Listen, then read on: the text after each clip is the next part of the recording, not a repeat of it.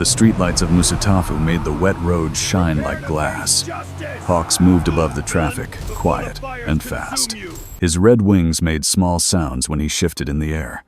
He kept his eyes on the van that was trying to push through cars like a battering ram.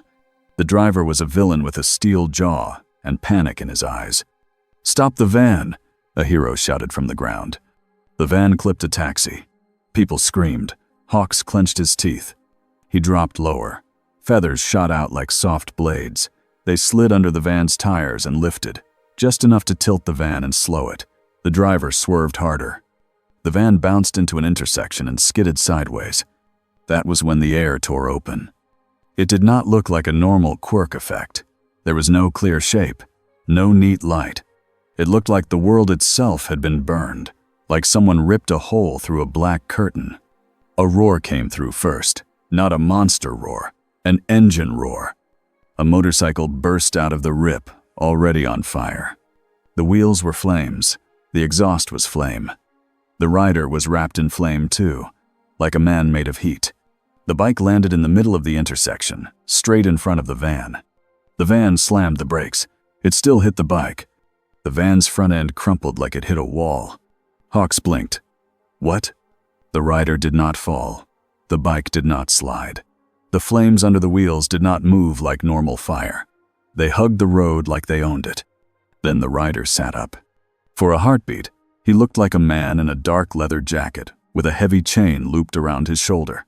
A helmet shape was there for a second, and then the head became a skull. A skull, on fire. The flames burned bright orange and white. They did not waver in the wind. They did not fade in the rain. People froze. A camera phone clattered to the ground. The villain in the van yelled and shoved the door open. He jumped out, swinging a metal bar. "Get away! Get away!" He grabbed a woman near the curb and yanked her close, using her as a shield. Hawks shot down, already reaching with feathers. The flaming rider moved first. The chain snapped forward with a hard, sharp sound. It wrapped around the villain's wrist and yanked. The villain flew backward like he got pulled by a truck. The woman stumbled free and fell onto the sidewalk. The villain hit the road and rolled. He tried to stand. The rider stepped off the bike. Each footstep left a small burn mark that faded after a second. He walked to the villain slowly, like he had all the time in the world. The villain lifted the bar. His hands shook. Hawks landed between them. "Hey!" Hawks kept his voice light, but his body was ready to move. "We've got this. You can..." The rider didn't look at Hawks. He looked at the villain. "Guilty," the rider said. His voice was deep and calm, like a judge reading a sentence. The villain tried to laugh. "It came out wrong. I didn't do nothing. This is just a job." The rider grabbed the villain's face with one burning hand. Hawks jerked forward. "Wait." The rider forced the villain to look straight into his flaming eyes. For a second, nothing happened. Then the villain's whole body locked up. His mouth opened, but the scream was more than sound. It was fear, pure and raw. His eyes went wide. Tears poured down his cheeks. He clawed at the rider's wrist like a child trying to pull away from a nightmare. He fell to his knees when the rider let go. He kept shaking, whispering broken words. "No, no, I'm sorry. I'm sorry.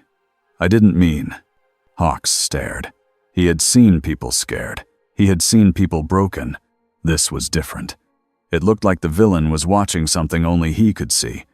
The rider finally turned his skull toward Hawks. The fire did not brighten. It did not calm either. It stayed the same. Steady. Certain. Hawks forced himself not to back up. "Okay," he said, keeping his smile. "Let's talk. Who are you?" The rider's chain slid back onto his shoulder like a living thing. He looked past Hawks, toward the other heroes arriving fast sirens, boots, voices, and the heavy heat of Endeavor's flames. Then the rider spoke again, low and simple. "You wear masks," he said.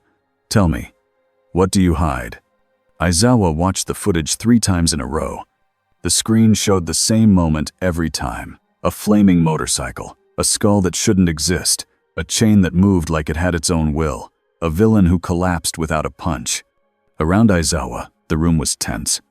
They were in a secure meeting space at UA, with pro-heroes and school staff packed close. Recovery Girl sat in the back with her arms crossed. Present Mike looked like he wanted to crack a joke and couldn't find one. All Might stood near the screen, tall and still. His face was serious in a way the students rarely saw. On another screen, a live call window showed officials from the Hero Public Safety Commission. Their faces were stiff. Their voices were even stiffer. "This is an unlicensed actor," one official said. "We need classification. We need registration. We need control." Aizawa rubbed his tired eyes. "We don't even know if this is a quirk." The official didn't blink. "Everything is a quirk until proven otherwise." All Might turned slightly. "He protected a civilian. And he harmed a suspect without due process," the official snapped back. Aizawa paused the video at the moment the villain started to scream. "He didn't burn him," Aizawa said. "No visible damage." "Then what did he do?" Present Mike asked softly. Hawks was in the room too, leaning against a wall. For once, he looked less like a relaxed celebrity hero and more like a spy who had seen something he couldn't file away. "He made that guy relive something," Hawks said. "I don't know how, but it wasn't normal fear." Endeavor stood with arms folded. He looked angry, but not just at the writer. "Fire that doesn't behave like fire," Endeavor said. "That is a problem." All Might kept his gaze on the frozen frame. "Or a warning." Aizawa's phone buzzed. "A location update from police." "He's moving," Aizawa said. "Night roads, outskirts. He isn't hiding in buildings. He's riding." The commission official leaned forward. "Apprehend him." All Might shook his head. "Not like a villain." Aizawa spoke before the argument could explode. "We will make contact. Controlled. Quiet. No crowd." The commission official lifted a folder into view like it was a weapon. "We will be sending a registration officer and a standard quirk declaration packet." Present Mike blinked. "A packet?" "Forms," the official said. "Quirk name, quirk type, place of residence, legal name." Hawks muttered. "Good luck getting a flaming skull to sign paperwork." The official's eyes narrowed. "This is not funny." Aizawa's mouth twitched once. It wasn't a smile. It was tired acceptance.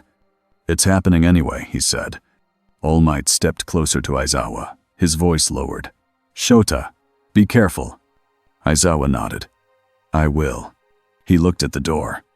And then, because he couldn't stop himself, he thought of his students. Deku, Bakugo, Todoroki. They were still learning what it meant to be heroes. Now the world had thrown something into Japan that didn't care about hero rules at all.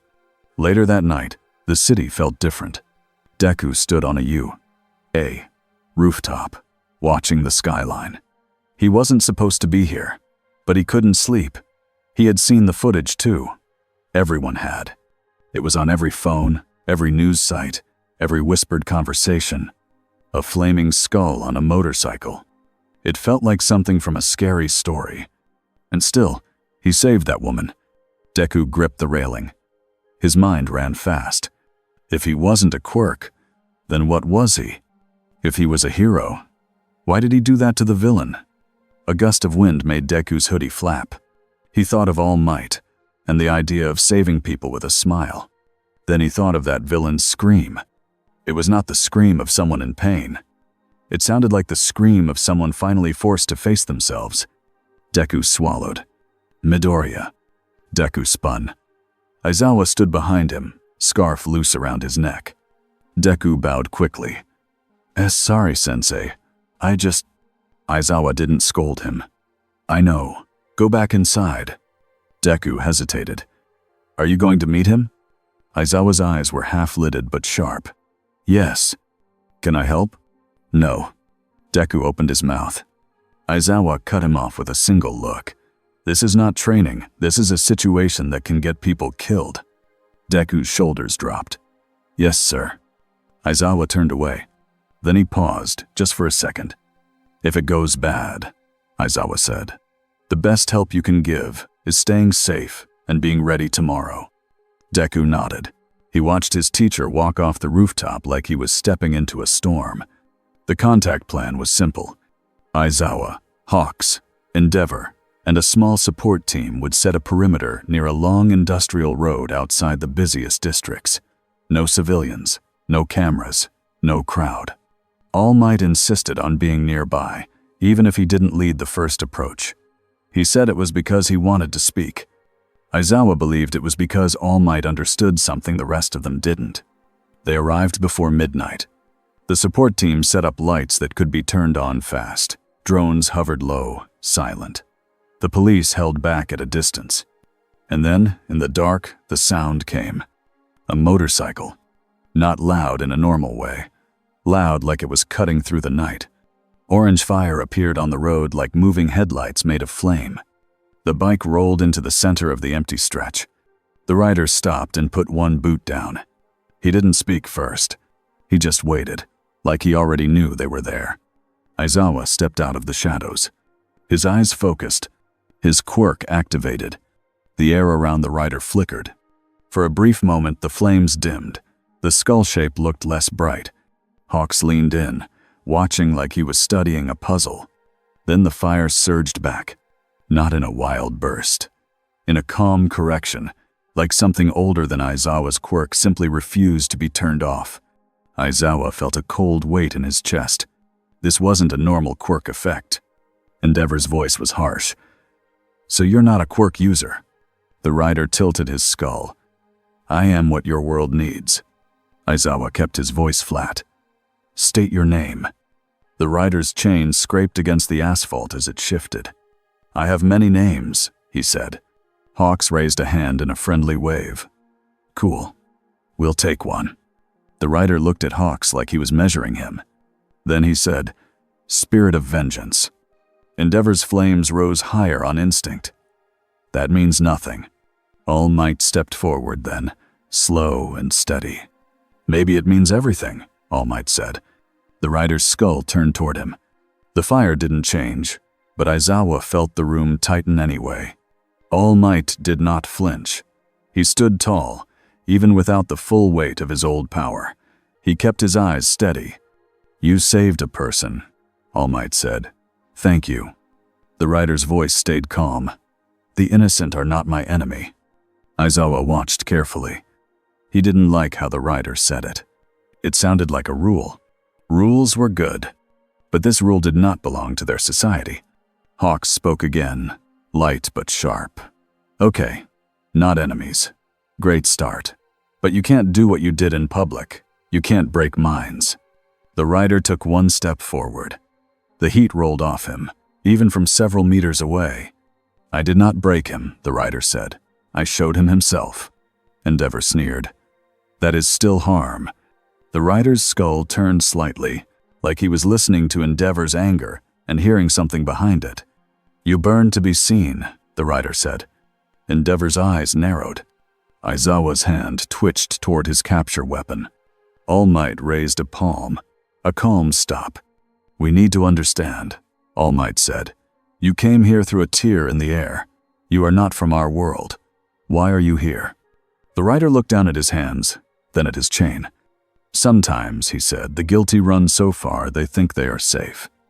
Aizawa frowned. "Are you chasing someone?" The rider didn't answer right away. That silence was an answer too. Hawks tried another angle. "If you want to hunt villains, we have systems, we have laws, we have prisons. You can work with us." The rider's voice turned colder. "Your prisons hold monsters." Endeavor snapped. "Better than killing them." The rider lifted his skull toward the night sky. "You call it killing, I call it payment." Aizawa felt the line being drawn. This wasn't a villain, but this wasn't a hero either. Not the kind their world understood.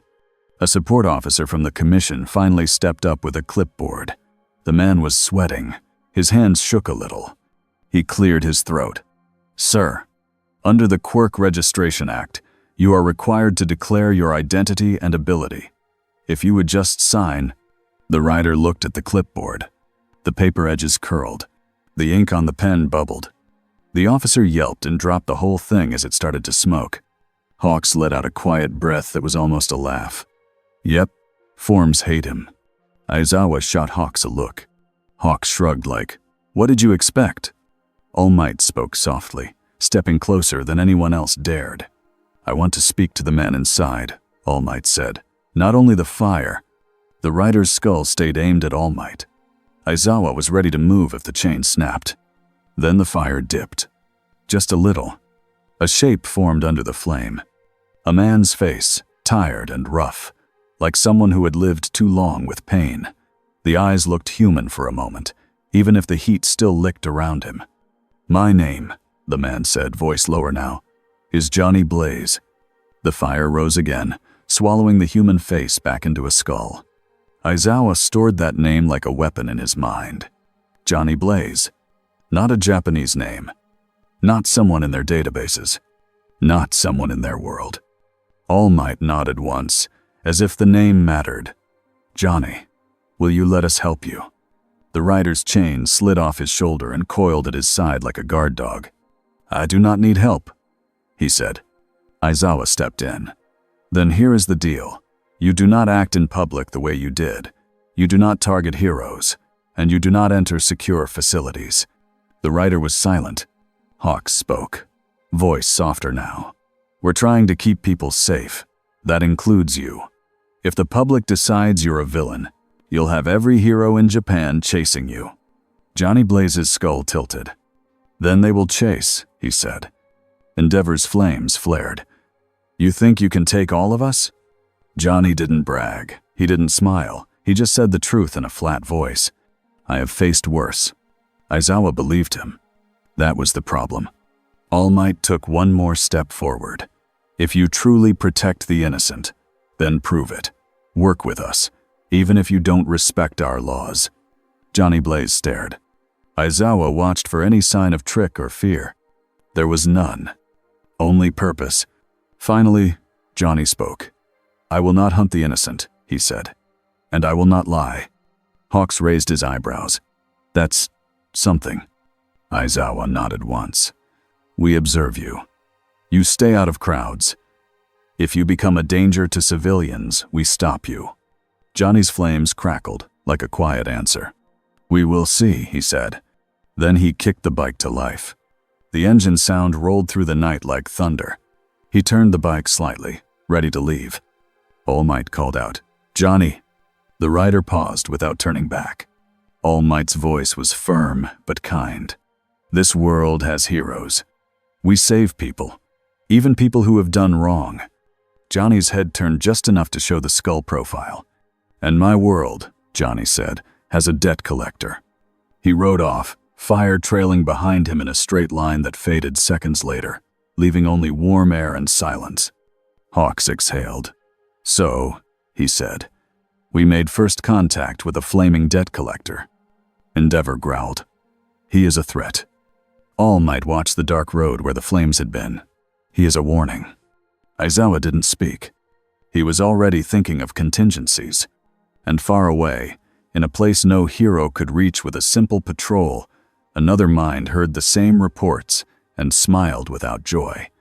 A man surrounded by shadows listened as his agent spoke into a phone. Fire that ignores water, the agent said, a stare that crushes the guilty. In the darkness, All for One's fingers tapped the arm of his chair. A new piece, he whispered. Morning came with noise. News screens showed the same clips on loop. The flaming rider, the screaming villain, the smoking clipboard. In the streets, people argued. He saved someone. He attacked someone. That isn't a quirk. He's a monster. At UA, classes started like normal, but nothing felt normal. Deku sat at his desk and tried to focus. He couldn't. His mind kept jumping to one thought. If that man really punishes guilt, what happens when he looks at the wrong person? What happens when he looks at someone like Endeavor? Or someone like… Deku stopped himself. He didn't want to think it. But he had learned something since coming to UA. Even heroes carry heavy things. The first major strike came 2 days later. It hit a place that was supposed to be safe. A busy transit hub, packed with commuters, school kids, and office workers. Wide floors, high ceilings, long lines of people moving like a river. Deku was there with a small UA group on a supervised outing. It was not a fun trip. It was an exercise. Rescue basics in a public space, with pro heroes watching. Aizawa was with them. He looked tired, but his eyes never stopped scanning. Hawks was on standby somewhere nearby. Endeavor was also on quick call. The commission had pushed for it. They wanted readiness. And then the lights flickered. A deep boom hit the far end of the hall. People screamed. Dust rolled out like a dirty wave. A chunk of wall exploded inward. Deku stood up so fast his chair scraped the floor. "Everyone stay close," Aizawa snapped. A shape walked through the dust. A Nomu. Not the simple kind from the early days. This one was taller, wider. Its skin looked like tough rubber mixed with scars. Its jaw hung wrong. Its eyes were dead. Behind it, another one crawled through the hole like a spider made of muscle. Aizawa's gaze hardened. High-end. He didn't need to explain. The pros around them knew. The students knew enough from training and rumors. This was not a normal threat. This was a slaughter threat. Aizawa's voice cut sharp. "Students evacuate. Now." Bakugo growled. "Like hell, Aizawa snapped his scarf out and yanked Bakugo back by the collar. "Now." Deku grabbed a kid nearby who had frozen in shock. "Come on," he said, pulling him behind a pillar. Todoroki lifted a wall of ice to block a flood of panicked people from running straight into the new hole. "Move to the sides," Deku shouted. "Follow the heroes. Keep going." The first Nomu leaped. It crossed the open space in one jump and landed near a group of civilians. A pro hero met it with a punch and got thrown backward like a toy. Deku's stomach turned. Aizawa's eyes locked on the Nomu. His quirk hit it. The Nomu's movement stuttered. Its muscles didn't stop, but something about it changed, like a switch flipped. "Now," Aizawa shouted. Pro heroes rushed in, taking advantage of the moment. The second Nomu hurled a chunk of concrete like a fastball. Todoroki's ice shield shattered. Shards flew everywhere. A child screamed.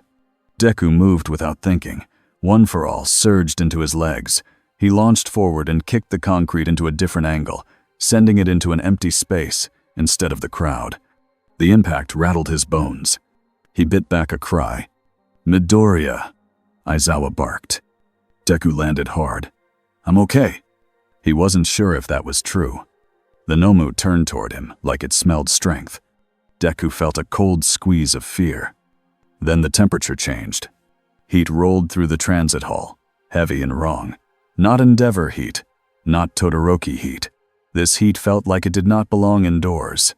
People looked around, confused, even as they ran. A low engine sound rose under the screams. Deku's head snapped toward the entrance. A flaming motorcycle rolled into the transit hub like the building was just another road. The wheels left fire on the tile. The fire didn't spread like normal fire. It stayed in a line, like a warning mark. The rider sat tall. Flaming skull. Leather jacket. Chain draped like a weapon.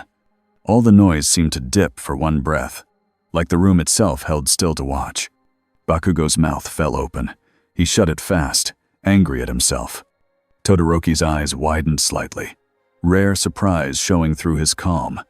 Aizawa's shoulders tensed. "No," he muttered. "Not here." But Ghost Rider was already there. The first Nomu charged, fast and violent. Ghost Rider did not dodge. He swung his chain in a smooth arc. The chain hit the Nomu's chest and wrapped around its torso in one motion, like it knew where to go. Ghost Rider yanked. The Nomu slammed into the ground so hard the tiles cracked. Deku's eyes went wide. That force was insane. The Nomu tried to stand, muscles bulging, but the chain tightened. Ghost Rider's flames brightened. Hellfire poured down the chain like liquid light. The Nomu's skin blackened in places, but it didn't scream the way a human would. It didn't scream at all. It only thrashed. Aizawa's mind moved fast. Nomu were built, changed, twisted. Did they even feel guilt? Did they even have the kind of mind Ghost Rider attacked? The second Nomu leaped toward a cluster of fleeing civilians. Ghost Rider's bike moved. It shouldn't have fit between the pillars. It shouldn't have turned that sharply. But it did. The bike shot forward, and Ghost Rider kicked off the side of it mid-motion, launching like a missile. He caught the second Nomu in the air. They hit the wall and cracked it. Concrete fell. People screamed again.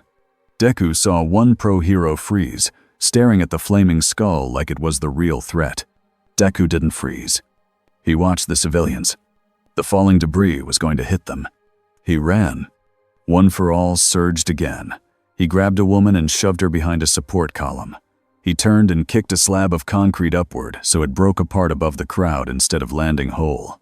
The pieces rained down like stones, but most of them bounced away from people. Todoroki added ice ramps to guide the running crowd in safer lanes.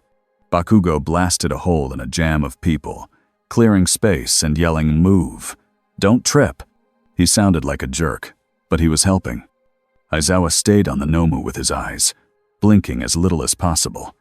He knew he could not erase Ghost Rider, but he could erase the Nomu long enough for heroes to act.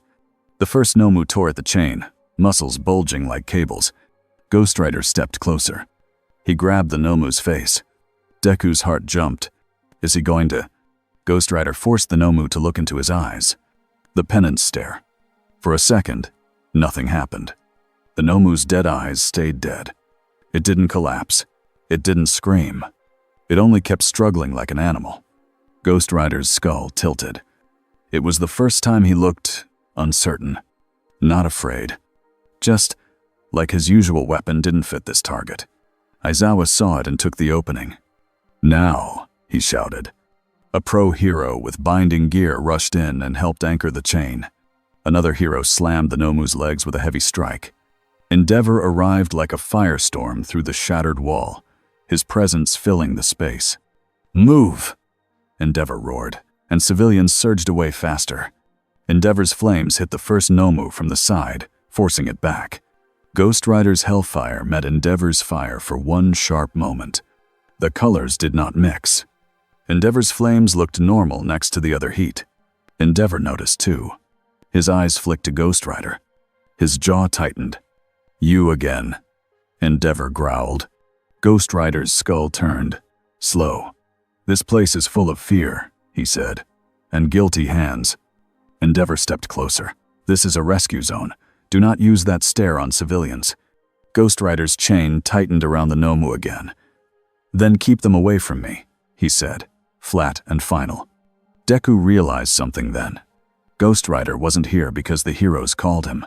He was here because something pulled him here. Like a scent. Like a signal. The Nomu weren't the only threat. Somewhere, someone guilty had planned this. And Ghost Rider would hunt that person. The second Nomu ripped itself free from the broken wall and charged toward Endeavor. Endeavor met it head-on, flames blasting. The Nomu slammed through the fire, skin smoking but moving anyway. It swung a massive arm. Endeavor blocked, boots skidding. Deku felt the floor shake. Ghost Rider moved behind the Nomu. He looped the chain around its neck and pulled back. The Nomu choked, not from air, but from force. It clawed at the chain.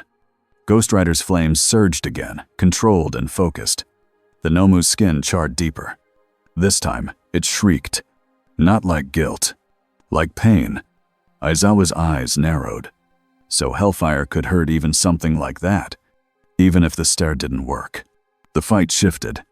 The heroes stopped thinking of Ghost Rider as a wild card and started using him as terrain. Not trusting him. Not teaming with him. But moving around him like a dangerous storm that was still aimed at the enemy.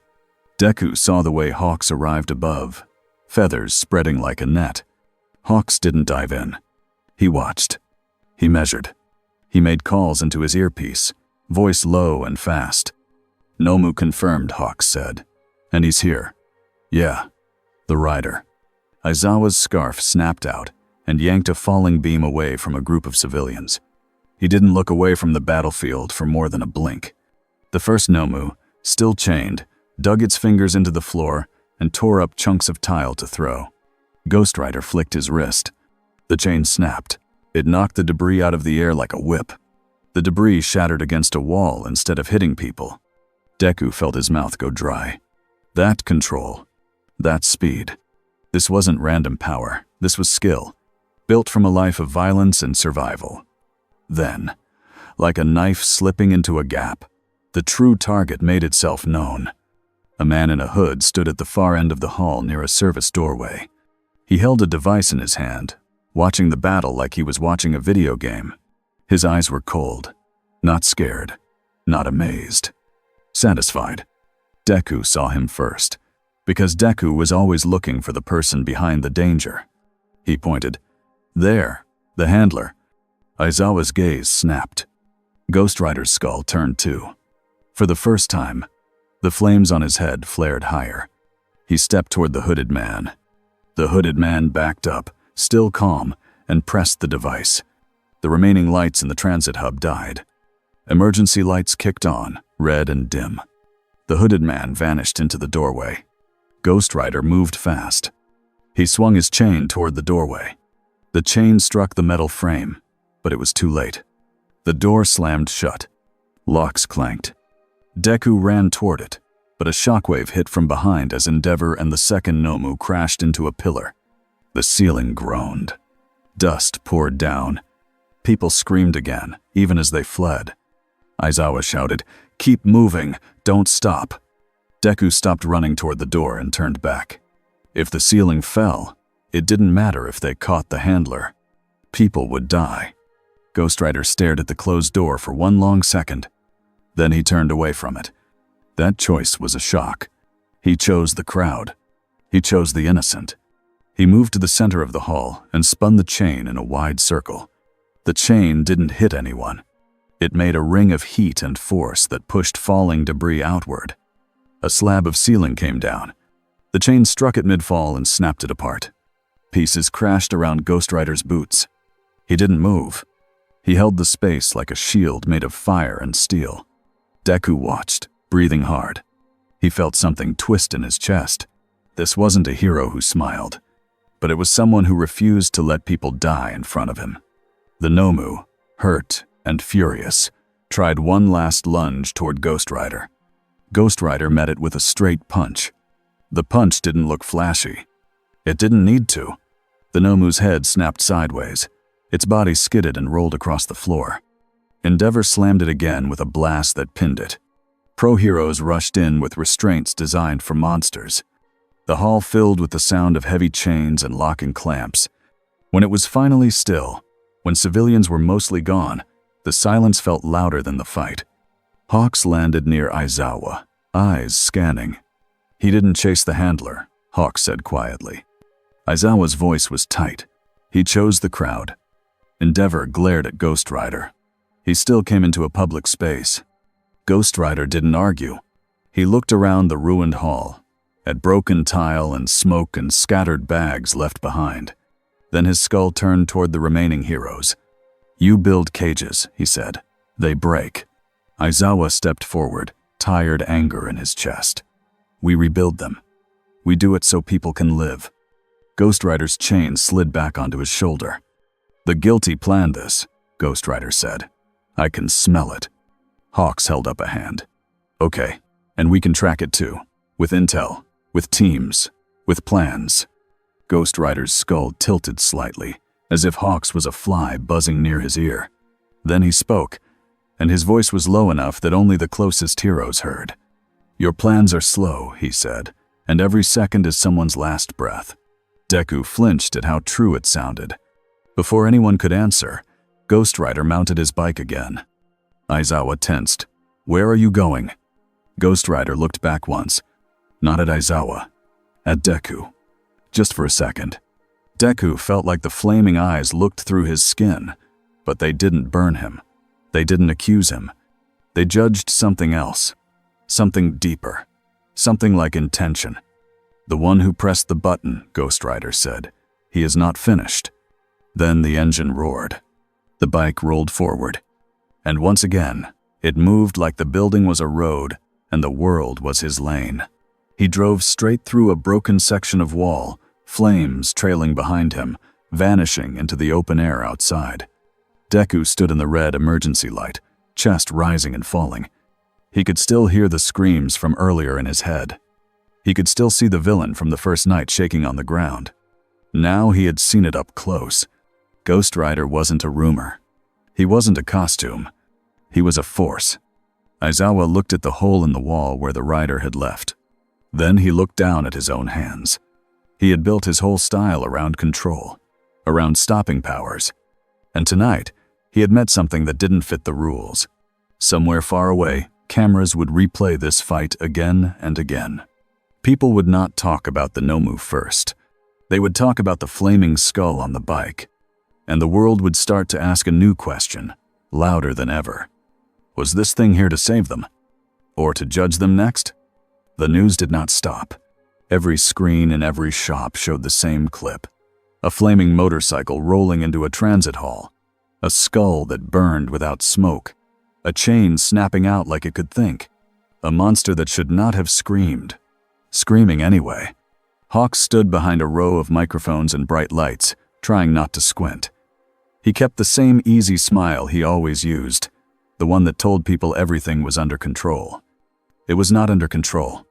Reporters shouted questions over each other. Is it a new hero? Is it a villain? Is that fire a quirk? Did he kill someone? Hawks lifted his hands a little, like he was calming a crowd of kids. Nobody died in the transit hall, he said. The civilians got out. The Nomu were captured. The situation is being handled. A reporter leaned forward. So the flaming skull is working with heroes now? Hawks kept smiling. His mind ran fast. If he said yes, the public would think they owned Ghost Rider. If he said no, the public would panic more.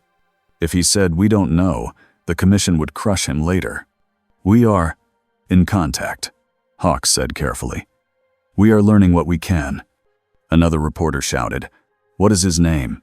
Hawks paused just long enough to look human. We don't have an official name, he said. We're asking him to cooperate with our, normal process. The crowd of reporters yelled again. Behind the cameras, a commission handler stood with a tablet and a hard face. When Hawks glanced their way, the handler raised a folder like a threat. Forms? Hawks almost sighed out loud. The press conference ended with Hawks doing what he always did, leaving on a clean line that sounded confident, even when it wasn't.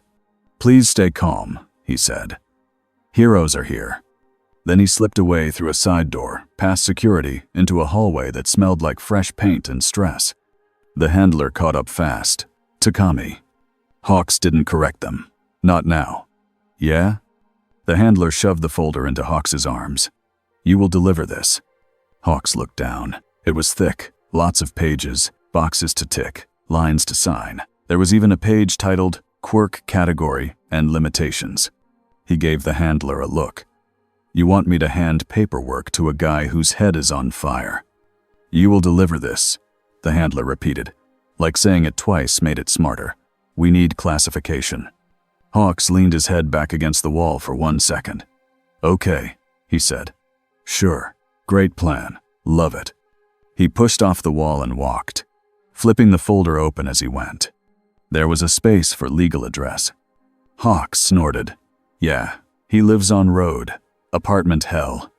The handler did not laugh. Hawks stopped. He looked at the handler again. Really looked. You know this won't work, Hawks said, softer now. The handler's eyes were flat. Make it work. Hawks's smile came back, but it didn't reach his eyes. Right, he said, because that's how reality works. He kept walking, folder under his arm, wings tucked tight. Outside, the city felt jumpy. People flinched at loud engines. People stared at motorcycles like they might burst into flame. Every hero patrol was watched like it was a live show. Hawks hated it, not because of fame, because fear made people do stupid things. And there was one thing Hawks understood better than most. When people were scared, someone always tried to use that fear. Aizawa sat in the staff room at U.A., coffee untouched, eyes tired. The room was quiet except for the sound of a TV in the corner. It showed another panel debate. A man in a suit said, if he cannot be registered, he must be removed.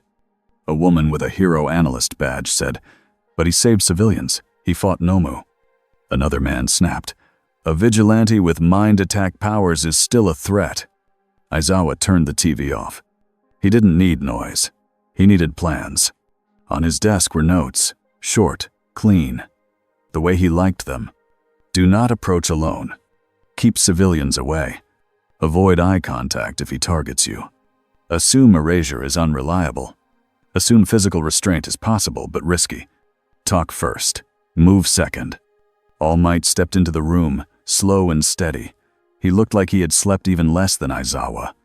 You're writing rules, All Might said. Protocols, Aizawa answered. All Might's mouth tightened. For a person. For a threat, Aizawa said. Then he paused. For both. All Might sat across from him. He gave you his name. Johnny Blaze, Aizawa said. All Might nodded. That matters. Aizawa tapped his pen once. It matters until he decides it doesn't. All Might didn't get angry. He just looked sad. You saw the transit hall footage. He turned away from the handler to protect civilians. Aizawa's eyes narrowed.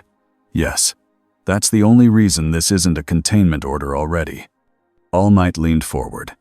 Shota, if we treat him like a monster, he will become one in the eyes of this world. And maybe in his own mind. Aizawa's voice stayed flat.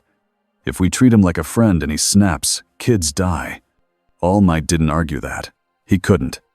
Aizawa heard footsteps in the hall. He glanced at the door. Deku stood there, not entering but clearly listening. His hands were clenched at his sides like he was holding in 1,000 questions. Aizawa's gaze sharpened. Midoriya. Deku flinched. Sorry, I wasn't. Aizawa stood up. His scarf shifted. You were listening. Deku swallowed. Yes. All Might's voice softened. It's okay, this concerns everyone. Aizawa walked to the door and stood close enough that Deku had to look up at him. This is not a problem you solve by running toward it, Aizawa said. Deku's eyes were wide. I know. I keep thinking about what he does. About guilt. Aizawa watched him for a long beat. Good, he said finally. Keep thinking, but don't act. Deku nodded fast. Yes, sir. Aizawa pointed down the hall. Go to class. Deku went. His steps were quick, like he wanted to obey and also like he was afraid of what he might hear if he stayed. When the door closed, All Might spoke again. I want to talk to Johnny, All Might said. Aizawa's shoulders tightened.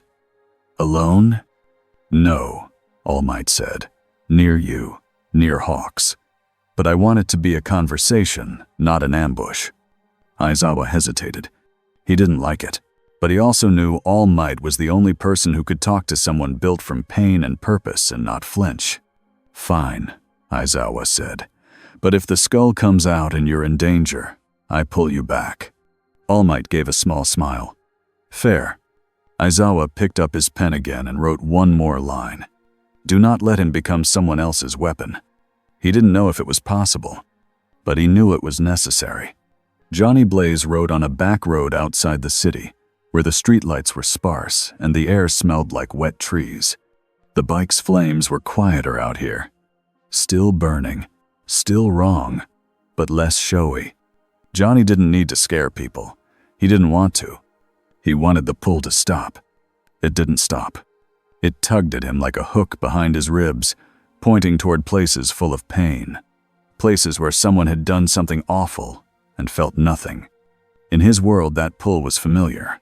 It was his curse and his job. In this world, the pull felt crowded. So many people, so many crimes, so many small lies stacked into big ones. Johnny clenched his jaw. A normal man would have gone crazy. Johnny had already gone through that part of his life. He was on the other side now. He slowed near an empty lot. The city lights glowed far off like a low fire. A figure stepped out from behind a fence. All Might. Not in full costume, not glowing with power, but still standing tall, like his spine was made of steel. Behind him, farther back, Hawks stood on a light pole, wings folded, watching. Aizawa was in the shadows near a wall, eyes half-lidded but focused. Johnny's bike rolled to a stop. The flames licked at the ground. All Might took a careful step closer. Johnny Blaze, he said. Johnny didn't answer right away. The skull was out. The rider was present. Still, Johnny made his voice calm. You followed me. I asked for this meeting, All Might said. Not as a trap, as a talk. Johnny's chain shifted against his jacket. All Might held his hands open. People are afraid. They should be afraid of the guilty, Johnny said. All Might nodded once. And what about the ones who can change? Johnny's fire cracked once, like a short laugh without humor. Guilt is not a costume. You don't take it off. All Might's eyes stayed steady. In my world, I've seen villains turn back. I've seen people choose better.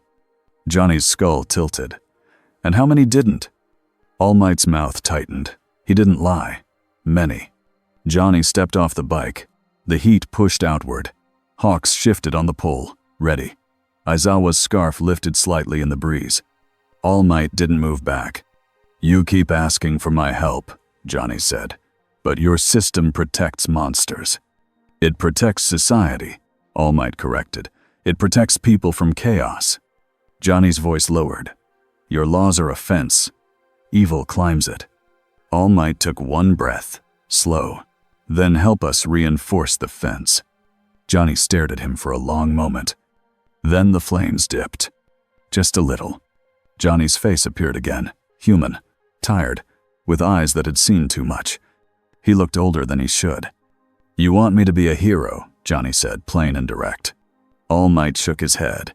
I want you to be a person in this world, not just a curse walking around. Johnny's gaze dropped to his hands. I don't get to be just a person, not anymore. All Might's voice softened. Maybe not, but you can still choose how you act. Johnny's eyes lifted. I choose the innocent. That's good, All Might said. But you also choose punishment. In public. With no warning. With no trial. Johnny's face hardened. Trials are for men. I am not just a man. Behind All Might, Hawks finally spoke, voice light but careful. Okay, serious question. That folder thing. The commission. Johnny's head turned slightly. He didn't need to see the folder to know it existed. The papers will burn, Johnny said. Hawks's mouth twitched. Yeah, that's been a theme. Aizawa's voice came from the shadows. Johnny, we can't let you roam however you want. If you target the wrong person, you start a war. Johnny looked at the dark where Aizawa stood. I do not target the innocent. Aizawa's tone was flat. You decide who is innocent. Johnny didn't deny it. That was the worst part. All Might stepped closer again. Then make a promise. A real one. Johnny's eyes narrowed. Promises are weak. All Might shook his head. No. Promises are how people build trust. You don't have to like it, but you can respect it. Johnny's jaw tightened. The rider wanted to say no.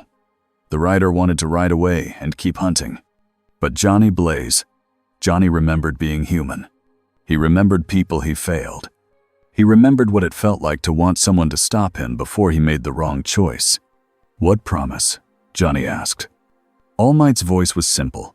No judgment in crowds. No stare unless someone is actively trying to hurt others. And if we ask you to stand down in a rescue zone, you listen. Johnny's eyes went hard. You want to put a leash on hell? All Might's gaze stayed kind.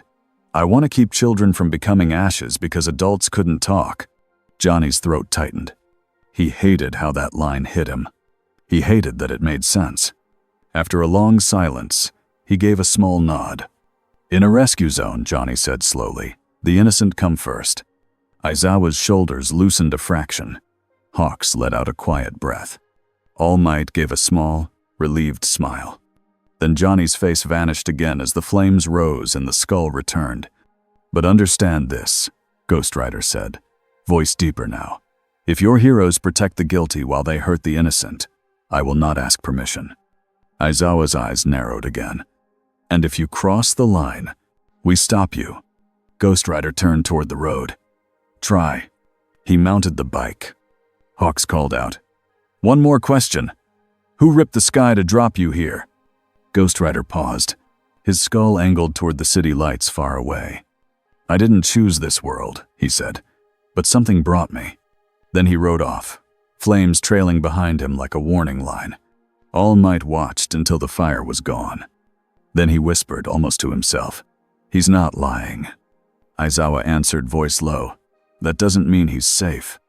In a hidden place far from cameras and crowds, Shigaraki Tomura watched the same clips everyone else did.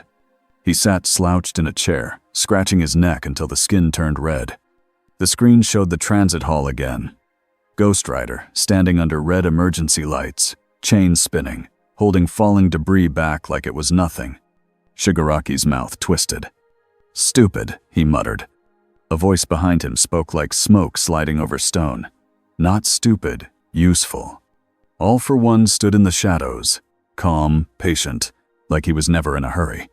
Shigaraki's fingers dug into his neck. Useful to who? He's burning our stuff. All for One's tone stayed gentle. He is not burning our stuff. He is burning obstacles. Shigaraki leaned forward. I don't like him. All the better, All for One said. Your dislike keeps you sharp. Shigaraki's eyes narrowed. Can he be killed? All for One did not answer like a man guessing. He answered like a man planning. Perhaps, he said. But we don't need to kill him. Shigaraki sneered. Then what? All for One stepped closer to the screen and pointed at the moment Ghost Rider grabbed the Nomu's face, and nothing happened. Look, All for One said. His worst weapon does not work on everything. Shigaraki's lips curled. Nomu don't feel guilt. Correct, All for One said. And some people are close to that. Shigaraki scratched harder.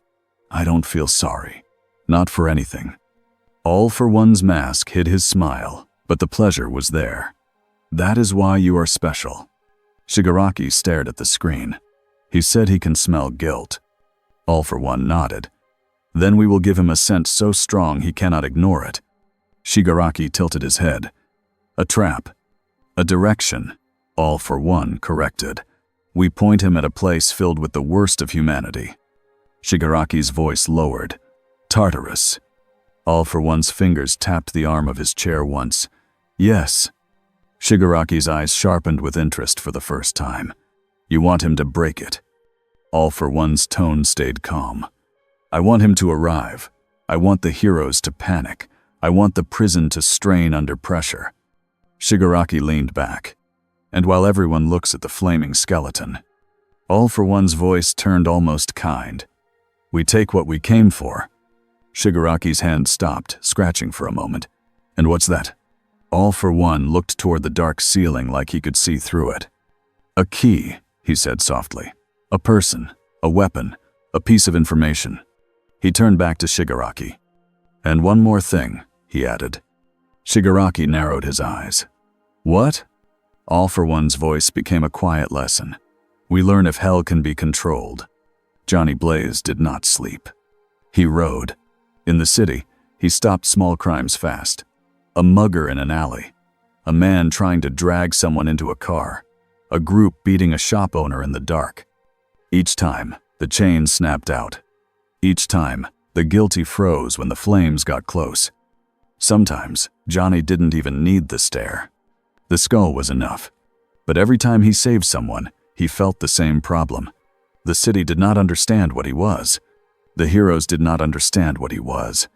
And deep under all that noise, there was one pull that kept growing stronger. A heavy pull, thick, old, packed with pain. It didn't feel like one crime. It felt like a place. Johnny turned his bike toward the sea. The roads thinned. The air became colder. The sky became darker. And then, far away, he saw it. A black shape in the water, like a metal island. Tartarus. Johnny's flames rose without him meaning to. He felt the evil inside it like a bad smell. He also felt the fear around it. Guards, systems, locks, layers of rules. It didn't matter. To Ghost Rider, a cage full of monsters was not safety. It was a debt waiting to be collected. He started toward it. The alarm hit hero channels like a punch. Aizawa was in the middle of a class check when his phone vibrated hard enough to rattle the desk. He read one line and his stomach dropped. Tartarus. Security breach warning. He didn't waste time. Everyone stay in your rooms, he told the class, voice sharp. This is not a drill. Deku's face went pale. Sensei. Aizawa cut him off. No questions. Stay. He left fast, scarf trailing behind him like a shadow. In the hallway, he met Hawks coming in through a window, wings half spread, eyes serious. "Tell me it's a false alarm," Hawks said. Aizawa didn't lie. "It's not." Hawks's gaze tightened. "He's going there." Aizawa nodded once. "And someone else planned this. They moved through you. Like a storm, straight to a secure room where pro-heroes were already gathering. On the main screen, a map showed Tartarus flashing red. Endeavor stood near the front, arms folded, fire licking off his shoulders like a warning. The commission official was on video again, face hard. "This is the scenario we warned you about," the official said. "An unregistered hostile is approaching a national prison." All Might stood near the back, jaw set. "He is not a villain." The official snapped. "He is an uncontrolled weapon." Aizawa spoke, voice flat and fast. "Argue later. What's happening at Tartarus right now?" A guard commander's voice came through, strained. "We have external interference on systems. Doors are locking and unlocking out of order. Camera feeds are glitching. We have—" The feed crackled. A new voice cut in, sharp with fear. "Heat signature approaching from the east side. It's like a moving fire." Endeavor's eyes narrowed. "He's already close." Hawks lifted his phone, already making calls. "I'm going ahead." Aizawa grabbed his sleeve. "Not alone." Hawks's smile was gone. "I'm fast." Aizawa's eyes were cold. "And you're not flameproof." Hawks didn't argue. He just nodded once. "Fine. We go as a team." All Might's voice was quiet but firm. "I'm coming." Aizawa hesitated. "You can't fight like you used to." All Might's gaze didn't waver. "Then I'll talk. That might matter more." Endeavor stepped forward. "Talking won't stop a prison break." Aizawa looked at him. "Then don't let it become one." Endeavor's flames flared higher. "I won't." The room moved into action. Calls, orders, helicopters, support gear. And behind all of it, Aizawa felt a grim truth settle in his chest. Someone wanted this. Someone wanted Ghost Rider pointed at Tartarus like a spear. Tartarus guards were trained to fear quirks. They were trained to fear strength. They were trained to fear chaos.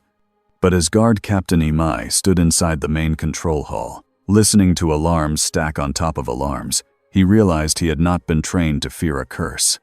"Report," he shouted. A tech officer's hands flew over a keyboard.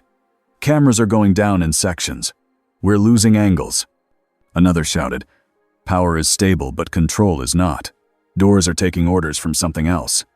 Captain Imai slammed a fist on the railing. "Lock everything." The tech officer swallowed. "We are trying." Then the heat hit.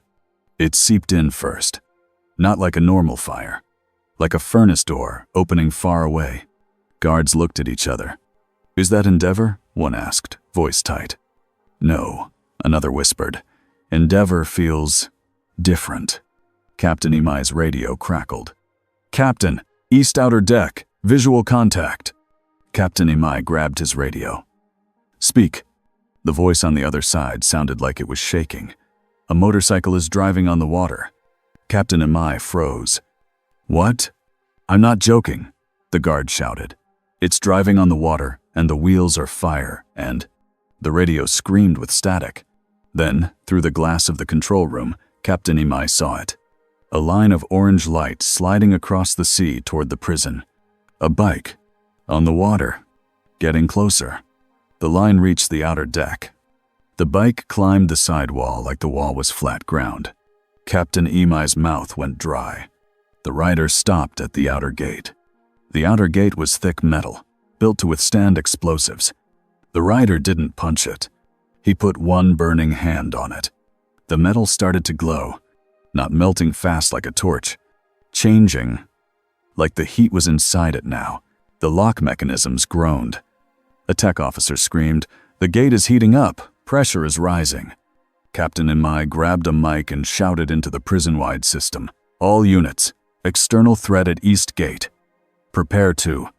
The lights flickered. Every screen in the control room flashed at once. For a second, Captain Imai saw a face on the screens. Not a face like a person. A mask. A smooth, dark mask with empty eye shapes. Then the screens went black. The whole room went quiet. Captain Imai whispered, "No." Then the alarms returned, louder than before. From somewhere deep inside Tartarus, a heavy door clanked open. Then another. Then another. Captain Imai felt his heart slam against his ribs. This was it. A break. Ghost Rider stepped through the outer gate as if it had been polite enough to open for him. The air inside Tartarus was colder, but it didn't cool his flames. He could feel the prison like a throat full of bad breath. So many sins packed into tight rooms. So many names. So many screams that had happened here. His chain slid off his shoulder and dragged along the floor. He didn't come here to fight guards.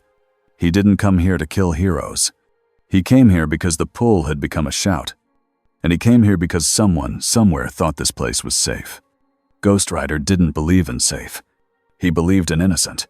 He believed in guilty. He walked. A squad of guards rushed into the corridor ahead, weapons up. "Stop," one yelled. "Identify yourself." Ghost Rider's skull turned toward them. The nearest guard flinched so hard he nearly dropped his weapon. A second guard shouted, "This is Tartarus, you can't." Ghost Rider stepped forward. The corridor lights dimmed like they were afraid. "You cage monsters," he said. A guard tried to be brave. "That's the point." Ghost Rider's voice deepened. "Then why are the cages opening?" The guards froze. Behind them, a door down the hall unlocked with a loud click. The guards spun toward it. Ghost Rider didn't. He already felt what was happening. Someone was pulling strings inside the prison. Someone with planning. Someone with a goal. The door swung open. A man stepped out, thin and smiling, with dead eyes and a calm face like he was walking out of his house. He looked at Ghost Rider and laughed. "Finally," the man said. "Something fun." Ghost Rider took one step toward him. The man raised his hands. Whoa, I didn't do anything." Ghost Rider's skull tilted. The man's lies stank. A guard shouted, "Get back in your cell." The man turned and snapped his fingers. A burst of sound hit the corridor like a cannon. Guards slammed into walls. Weapons clattered. Ghost Rider didn't move. The sound hit him too, but it didn't knock him down. The man's smile faltered. Okay, that's not normal." Ghost Rider's chain snapped out and wrapped around the man's waist. The man yelped as he was yanked forward. Ghost Rider pulled him close, skull inches from his face. "Look at me," Ghost Rider said. The man's eyes widened. Then the man laughed again, louder this time, like someone daring a storm. Ghost Rider forced the gaze. The penance stare. For a heartbeat, Ghost Rider saw something. Not pain, not guilt, not regret, just empty cold. The man's laugh didn't stop. His pupils didn't shake. His body didn't collapse. His smile stayed. "Ha," the man breathed. "That's it? That's your trick?" Ghost Rider's flames rose, sharp and angry. This one wasn't reacting the way most humans did. The man leaned closer, still trapped by the chain, still smiling. "I don't feel bad," he whispered, "about anything." Ghost Rider tightened the chain until the man's feet left the floor. "You will," Ghost Rider said. He didn't use the stare again. He didn't waste time. He slammed the man into the wall hard enough to crack concrete, then wrapped him up like a package and tossed him back toward the guards. "Lock him," Ghost Rider said. A guard, shaken, crawled to the control panel and tried to close the door. It refused. The panel flashed red. The prison was fighting itself. Ghost Rider turned his skull down the hall. He felt the real push coming. A wave. A planned wave. Outside Tartarus, Hawks landed on a metal deck, just as a blast shook the prison. Wind slapped his face. Sea spray hit his cheek. His feathers spread like a shield around him on reflex. Endeavor landed nearby with a heavy thud, flames roaring against the cold air. Aizawa arrived seconds later in a helicopter drop, scarf snapping in the wind. All Might climbed down last, slower, but still steady. Hawks pointed at the outer gate. He went in. Aizawa's eyes narrowed. Of course he did. A guard commander ran up, shouting over alarms. "We can't stabilize doors. Something is hijacking control." Endeavor snarled. "Then burn the control room and rebuild it." The guard commander looked horrified. "You can't!" Aizawa cut in. "No, not that." He looked at Hawks. "You saw anything strange? Any sign of the League?" Hawks's face tightened. "Not directly, but this feels planned." All Might's voice lowered. "Like someone wants this prison to tear itself apart." Aizawa nodded. "And wants Johnny inside when it happens." Endeavor's gaze sharpened. "We go in." Aizawa grabbed his sleeve. "Slow. If Ghost Rider starts judging prisoners, we get a riot on top of a break." Endeavor's eyes burned. "Then we stop him too." All Might stepped between them, voice firm. "We don't fight him unless we must." Endeavor scoffed. "You can't talk your way out of a prison break." All Might looked him straight in the eyes. "I can talk Johnny out of making it worse." Aizawa didn't like it, but he agreed with All Might. "Go," Aizawa said, "but stay near us." All Might nodded once. They entered Tartarus. The air inside hit them like a wall. It was hot, not warm. Hot, like they walked into a building on fire. And yet there was no smoke, only heat and the smell of metal. Hawk swallowed. "Okay," he muttered, "this is new." They moved down corridors lit by flashing red emergency lights. Guards ran past, shouting orders. Doors clanked open and shut like angry teeth. Somewhere deeper inside, a scream echoed. Then another. Then a laugh. Aizawa's eyes narrowed. "Keep moving." Eyes up. They turned a corner. And there he was. Ghost Rider stood in the middle of a wide hall, chain in hand, fire spilling from his skull like a steady torch. Around him, the floor was cracked. The walls were blackened. Several guards were behind him, shaking but alive. In front of him, prisoners were spilling out of a side corridor, confused and excited. One prisoner shouted, "Freedom!" Another shouted, "Kill the guards!" Ghost Rider took one step forward. The hall went quiet like someone turned a knob down. "You will not harm the innocent," Ghost Rider said. A prisoner laughed. "Who are you supposed to be?" Ghost Rider lifted his chain. The chain glowed. A wave of heat rolled forward, and the prisoners backed up without even thinking. Even criminals knew fear. Endeavor moved up beside Aizawa. "He's holding them," Endeavor said, half impressed, half angry. Aizawa didn't answer.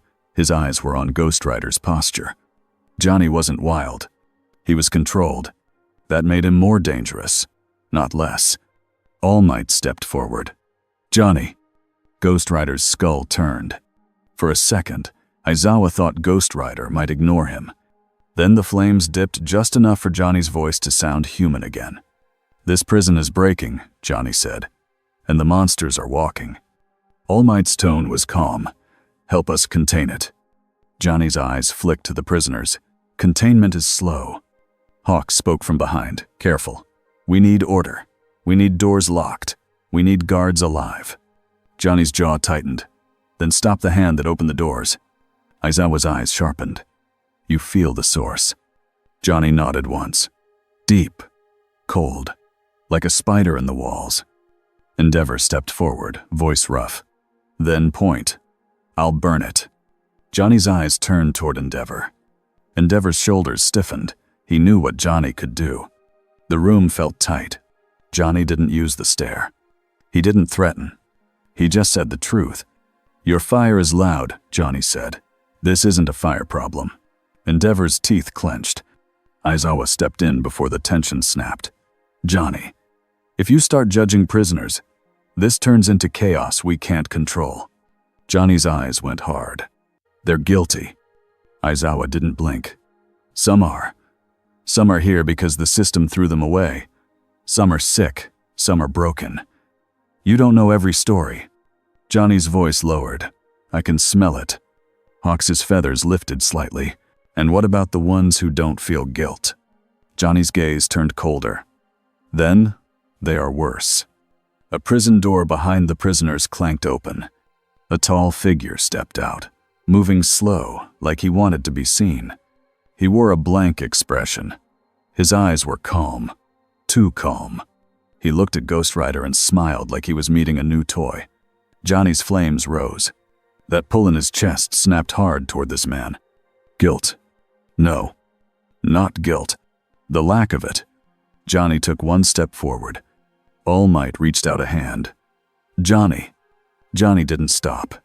The man spoke, voice smooth. You're the new thing, he said. The scary one. Ghost Rider's chains snapped out and wrapped around the man's chest. The man didn't panic. He didn't scream. He didn't beg. He looked down at the chain like it was interesting. Ghost Rider pulled him close and forced eye contact. The penance stare hit. Aizawa held his breath. Nothing. The man's smile stayed. He even chuckled. That's cute, the man said. I don't have regrets. Johnny's flames spiked higher. Endeavor bristled. What is he? Aizawa's eyes narrowed. A problem. The man's body shifted. His muscles tightened. Then he moved with sudden speed, slamming his shoulder into Ghost Rider and breaking the chain loop apart with raw force. Hawks' eyes widened. Ghost Rider slid back one step. Only one. His boots scraped, leaving a burn mark. The man lunged again, aiming for Ghost Rider's skull like he wanted to prove something. Ghost Rider caught him by the throat. The man's feet lifted. Ghost Rider's grip tightened. The man's face reddened, but he didn't look afraid. Johnny's voice rumbled. No guilt, he said. No fear. The man rasped, smiling. Try harder. Ghost Rider slammed him into the floor. The floor cracked in a spider web. Guards shouted and backed up. Prisoners yelled and surged, thinking it was their moment. Aizawa's scarf shot out and snapped around two prisoners, yanking them back before they could rush the guards. Stay down, Aizawa shouted. Endeavor blasted a wall of flame to cut off the prisoner crowd, forcing them away from the fight. Hawks spread his feathers in a wide fan, ready to pin anyone who moved. All Might stayed focused on Johnny. Johnny, All Might shouted again. Innocence first. Johnny's skull turned slightly toward him. That line mattered. It hit like a command Johnny had already accepted. Johnny tightened his chain around the guiltless man and dragged him away from the prisoner crowd, pinning him against a reinforced wall. The man laughed, coughing. You're not a hero, he said. You're just a weapon with a mask. Johnny's flames crackled. Then, down the hall, something exploded. A deep boom. Metal bending. Doors clanking open in a wave. Aizawa's radio screamed with voices. Sector C breached. Multiple doors open. Nomu drop inside. Aizawa's face went cold. Endeavor's flames surged. Nomu, he snarled. Of course. Hawks looked at Aizawa. This is it, he said. The real plan. Aizawa nodded once. We split. All Might's eyes widened. Shota. Aizawa cut in. Hawks, you handle air routes and escape paths. Endeavor, you hold the main corridor. I stabilize doors if I can and support guards. All Might looked at Johnny, then at the chaos deeper in. And Johnny? Aizawa's voice stayed flat. We can't order him. All Might stepped closer to Johnny anyway. Johnny, All Might said loud enough to cut through alarms. Help us stop the break. Don't punish prisoners right now. People will die. Johnny stared at him for one hard second. Then Ghost Rider turned his skull down the hall. He could feel the mastermind's thread running through the prison like poison. He wanted to chase it. He wanted to burn it out. But he also felt the fear of guards, the panic of innocent workers trapped behind doors. He made his choice the way he always did, even if heroes didn't like how. He chose the lives in front of him. Ghost Rider yanked his chain free and strode toward the breach. Stay behind me, he said to the guards, like it was an order carved in stone. Some guards didn't move, frozen by disbelief. One guard did move. He ran behind Ghost Rider like a drowning man grabbing a rock. All Might exhaled, relieved and worried at the same time. Endeavor grunted. Fine, he said. Let the demon help. Hawks muttered. Please don't call him that to his face. Endeavor didn't answer. They ran. The breach corridor looked like the inside of a broken machine. Doors hung open. Sparks jumped from panels. Red lights flashed. Smoke drifted from burnt wiring. A Nomu smashed through a wall ahead, roaring. It was larger than the ones at the transit hub. Its arms were thicker. Its skin was darker. It moved like it had been built to kill pro-heroes. Endeavor stepped forward, flames exploding outward. Burn. The Nomu charged through the fire, skin smoking but still moving. Ghost Rider walked past Endeavor like the flames weren't even there. He swung his chain. It wrapped around the Nomu's arm and yanked hard. The Nomu stumbled, surprised. Ghost Rider pulled again and slammed the Nomu into the floor so hard the concrete buckled. Endeavor's eyes narrowed. Ch! Aizawa saw it clearly now. Ghost Rider didn't fight like a hero. He fought like a force of nature with intent. The Nomu lunged up again, fast. Ghost Rider stepped in and grabbed its face. Aizawa's breath caught, remembering the transit hall. The penance stare hit. Nothing. The Nomu didn't react like a human. Ghost Rider's skull tilted like he was annoyed. Then he changed tactics without wasting time. Hellfire poured from his hand straight into the Nomu's mouth. The Nomu screamed, not from guilt, but from pain and damage. It thrashed. Its regeneration tried to keep up. The Hellfire didn't care. Endeavor blasted the Nomu from the side, pinning it. Aizawa threw his scarf around its legs and jerked hard, unbalancing it further. Guards slammed heavy restraints onto its arms. Hawks's feathers pinned its head. The Nomu finally went still, groaning. Aizawa's eyes flicked down the hall. More doors were opening. More prisoners were spilling out. Some ran. Some fought. Some just laughed like the world was finally ending and it was funny. Aizawa's radio crackled again. "Captain, someone is opening doors from inside the system. We can't stop it." Aizawa's jaw tightened. "Where's the control node?" The guard voice shouted back. "Lower sector, near the core." Aizawa looked at Hawks. Hawks already understood. "I'll go," Hawks said. "Fastest route." Aizawa nodded. "Go. Don't die." Hawks's mouth twitched. "I'll try." He shot upward through a broken stairwell, wings beating hard. All Might stayed with Aizawa and Endeavor, helping guards move civilians and prison staff to safe zones. He couldn't punch like he used to, but he could lift fallen beams. He could carry injured people. He could stand in a doorway and be a wall made of will. Ghost Rider moved deeper, drawn by that cold thread. Aizawa watched him for a second, then forced himself to look away. He couldn't babysit a demon while a prison collapsed. He had to stop the break. Hawks reached a lower control hall and found 3 guards unconscious on the floor.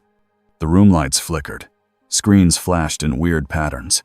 In the center of the room stood a figure in a smooth, dark mask again, like the one Captain Imai had seen. The figure's hands moved over a panel like they owned it. Hawks's feathers hovered around him, ready.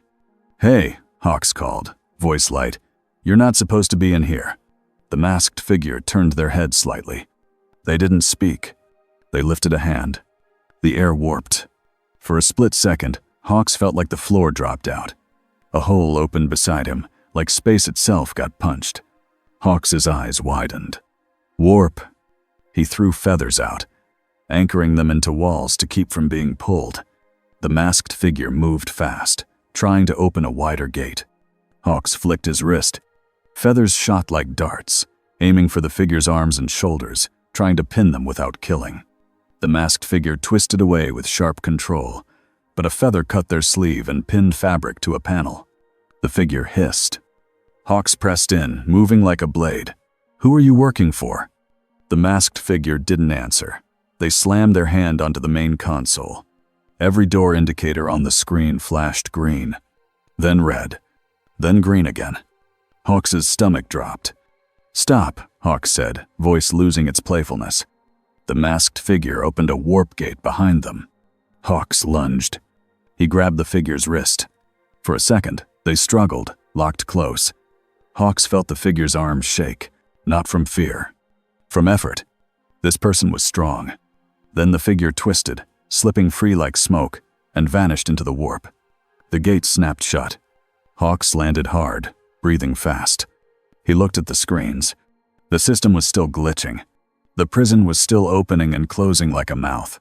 Hawks slammed a hand onto the console. No, no, no. A guard stumbled in, bleeding from the forehead. Hero, what do we do? Hawks forced calm back into his voice. Get to the safe corridor. Now. I'll stabilize doors if I can. He didn't know if he could. He tried anyway. Because that was what heroes did. Ghost Rider reached a wide chamber with a heavy door half open. The pull was strongest here. This door wasn't like the others. It was thicker, older, meaner. The sign near it had warning codes and hazard marks. Ghost Rider didn't need the sign. He could feel what was behind it. A presence. Not a person walking around. A mind sitting in darkness and smiling. Not here in body. But touching this place, Ghost Rider's flames rose. He stepped toward the door. Aizawa appeared beside him, scarf ready, eyes tired. Not that way, Aizawa said. Ghost Rider's skull turned. It's the heart. Aizawa's voice was flat. It's a trap. Ghost Rider didn't deny it. Good. Aizawa clenched his jaw. You don't understand. This isn't your world. Our villains' plan. They sacrifice people. They want you angry. Ghost Rider's chain dragged along the floor as he took one more step. They want chaos, Aizawa continued. They want you to start judging everyone you see so heroes fight you instead of them. Ghost Rider paused. Aizawa's eyes narrowed. He could tell he had landed a point. Ghost Rider's voice was low. Then tell your heroes to stop standing in my way. Aizawa's stare was sharp. Tell yourself to stop acting like the only judge. Ghost Rider's flames crackled. Then All Might's voice came from behind, breathless. Johnny! All Might reached them, carrying an injured guard over his shoulder. He set the guard down gently behind cover, then stood again. This prison is breaking, All Might said. People are trapped. If you go into that door and something goes wrong, you could bring the whole place down. Ghost Rider stared at him. The flames dipped. Johnny's human face appeared again, tight with anger and restraint. You want me to leave the spider alive, Johnny said. All Might's voice was simple. I want you to save the people in front of you first. Johnny's jaw worked. He hated it. But he also knew All Might was right about one thing. A prison break didn't care about justice. It only cared about bodies. Johnny looked down the hall. He heard screams. He heard metal bending. He heard boots running. He could smell fear. He could smell guilt. He could smell something worse. He turned away from the heavy door. Aizawa exhaled, barely. All Might's shoulders loosened. Johnny's face vanished again as the skull returned. Fine, Ghost Rider said. The innocent first. Then he pointed his chain down the corridor like a spear. But when the spider shows its face, he added, voice deepening, I will look it in the eyes. Aizawa didn't argue with that, because part of him feared the truth. Part of him wanted that spider caught too. The fight spread through Tartarus like spilled oil. Prisoners poured into halls. Guards tried to hold lines. Heroes formed barriers with bodies and power. Endeavor became a moving wall of flame, herding prisoners away from staff areas without burning them, forcing them into corridors that could be sealed. Hawks flew through broken stairwells, guiding guards to working panels, using his feathers to carry keys and pull doors shut by force when the system refused. Aizawa moved like a shadow, erasing quirks when he could, binding dangerous escapees with his scarf, dragging them back into cells that still locked. All Might carried injured people and held choke points, his presence keeping panic from turning into a stampede. And Ghost Rider. Ghost Rider was the storm that made even the worst criminals hesitate. He didn't chase every escaping prisoner. He didn't punish everyone in sight. He moved toward the worst violence, stopped it, and moved again. A prisoner tried to stab a guard. Ghost Rider's chain snapped out and pinned the prisoner to the wall before the blade could fall. A group tried to rush a wounded staff worker. Ghost Rider stepped between them, and his flames flared just enough to make them stumble back. One prisoner, shaking, screamed, "What are you?" Ghost Rider answered without emotion, "Consequences." The prisoner ran the other way. Aizawa saw it all, and his mind kept catching on one terrible thought. If Ghost Rider ever decided heroes were guilty for protecting villains, This entire society might not survive the fight that followed. That was the real fear. Not the hellfire. Not the chain. The idea of judgment without mercy. Hours later, the break finally slowed. Not stopped. Not clean. But slowed enough that doors could be forced shut and lines could be held. The prison looked like it had been in a war. Smoke from damaged wiring filled corners. Metal was bent. Walls were cracked. Some corridors were blackened like they'd been hit by lightning. Guards moved in groups now, shaking but determined. Aizawa stood near a reinforced doorway, breathing hard, eyes red from not blinking enough. Hawks landed beside him, wings drooping. "Bad news," Hawks said. Aizawa didn't look up. "How bad?" Hawks swallowed. The masked warp guy got out.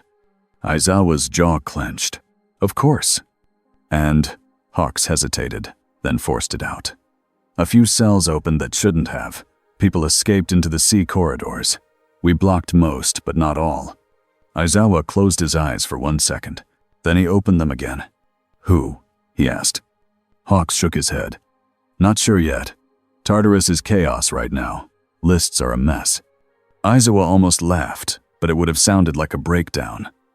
"Paperwork," he muttered. Hawks blinked. "Huh?" Aizawa nodded toward a guard dragging a soggy clipboard. "Even here." Hawks let out a tired breath that could have been a laugh. "Yeah. The curse of forms strikes again." Aizawa's gaze shifted. Ghost Rider stood at the far end of the hall. Bike beside him, flames low but steady. Endeavor was a few meters away, arms folded, watching him like he expected a fight. All Might stood closer to Ghost Rider than anyone else, speaking quietly. Aizawa walked over, steps heavy. As he approached, he heard All Might's words. "You chose the innocent," All Might was saying. That mattered. Ghost Rider's skull tilted. It should not be rare. All Might's voice stayed kind. In a crisis, people choose fear. You didn't. Ghost Rider didn't answer right away. Then the flames dipped again and Johnny's face showed. His eyes looked tired. Not sleepy tired. Soul tired. "This place stinks," Johnny said. Endeavor's voice was rough. "Then leave." Johnny's eyes flicked toward Endeavor. "I will." Endeavor's jaw tightened. "And don't come back." Johnny's mouth twitched in something close to a cold smile. "You don't control the roads." Endeavor's flames rose sharply. Aizawa stepped in between them without thinking, scarf ready. "Enough," Aizawa said. His voice was flat, but it carried. Endeavor's eyes narrowed. He trespassed into Tartarus. Aizawa didn't deny it. And he helped stop it from becoming worse. Endeavor's teeth clenched. He also nearly turned it into a public execution zone. Johnny's face hardened. They deserved. All Might lifted a hand. "Johnny." Johnny stopped. Aizawa felt a strange chill. All Might could stop him with a single word. Not with power. With trust. That was both hopeful and terrifying. A guard commander rushed up, panting. "Heroes, we have confirmation. The system breach was external and internal. Someone wanted this." Aizawa nodded once. "We know." The commander looked at Ghost Rider, swallowed, then forced himself to speak. "And you, sir. The commission wants your statement." Ghost Rider's skull turned toward him. The commander flinched. The commander held out a clipboard anyway, like it was a shield. Ghost Rider stared at the paper. The top page read, "Incident report. Please describe your quirk and actions." The paper began to smoke. The commander yelped and pulled it back, waving it like it was on fire. Hawks pinched the bridge of his nose. "Yeah, about that." All Might looked like he wanted to apologize to every tired worker in Japan. Aizawa didn't smile, but something in his chest eased a fraction. At least something still followed patterns. Ghost Rider mounted his bike. Aizawa spoke quickly. "Johnny, listen." Ghost Rider paused. Aizawa chose his words carefully. "Someone used you." Ghost Rider's skull turned slightly. "I know." Aizawa's eyes narrowed. "They will do it again." Ghost Rider's voice was low. "Let them try." All Might stepped closer. "If you chase alone, they will isolate you." Ghost Rider's flames rose, but his tone stayed calm. "I have been alone for a long time. All Might's face tightened. That doesn't mean you have to be now. For a second, Johnny's human eyes showed again. And there was something there that looked like pain. Not guilt. Not fear. Loneliness. Then the skull returned. Ghost Rider revved the engine. "I do not belong in your cages," he said. Then he rode forward. The bike rolled up the corridor wall, climbed a broken section like it was a ramp, and burst out onto the outer deck. It drove onto the sea. And it didn't sink. Hawks watched it go, eyes wide even after everything. He just leaves like that. Endeavor muttered, "Good." All Might watched the flame line fade into the dark horizon. His face was heavy. Aizawa stood still, scarf hanging loose, mind racing. Somewhere out there, a mastermind had gotten what they wanted. Not everything, but enough. And the scariest part was simple. If villains could point Ghost Rider like a weapon, then heroes would have to learn how to stop a weapon without becoming the thing it was made to punish. Far away, in a hidden room where no alarms screamed, All for One listened to reports and breathed out a pleased, quiet sound. "Good," he said. A new piece had moved exactly where he wanted, and the board had tilted. 2 weeks after Tartarus, the city learned a new kind of silence. It was not peace. It was people walking faster at night. It was doors locking earlier. It was criminals making different choices, like they could feel eyes on them even when the street was empty. Johnny Blaze rode anyway. He rode the long roads first, where the rain could fall without hitting anyone's face. Then he rode the smaller roads closer to the city, where the pull in his chest grew heavier with each block. The spirit of vengeance didn't sleep. It didn't rest. It waited inside him like a hand on a trigger. When Johnny tried to ignore it, the pull turned into pressure, and the pressure turned into heat. So he rode. On one night, he found a group of men behind a closed shop, shaking a teenager down for money. The kid's back was against a brick wall. His eyes were wide. He was trying not to cry. Johnny didn't shout. He didn't threaten. He rolled the bike to a stop and let the flames speak for him. The men turned, saw the skull, and froze like animals caught in headlights. One of them tried to run. The chain snapped out and wrapped around his ankle. It yanked him back so fast he hit the ground hard. He groaned and tried to crawl away. Ghost Rider stepped closer. "Don't," the skull said, voice deep and flat. The men didn't argue. They scrambled away, tripping over each other as if the road itself was trying to push them. Johnny knelt beside the teenager. The flames dipped for a second, enough for his human face to show. "You hurt?" Johnny asked. The kid shook his head fast. "No." Johnny nodded once. That was all. No smile, no speech. He stood, mounted the bike, and rode off before the kid could ask questions. That became his pattern. He stayed out of crowds when he could. He avoided daylight. He chose alleys, rooftops, highways, and empty construction roads. If a hero team showed up, he didn't fight them. He simply moved on.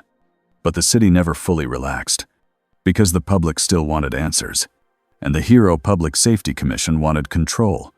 Hawks felt that pressure every morning.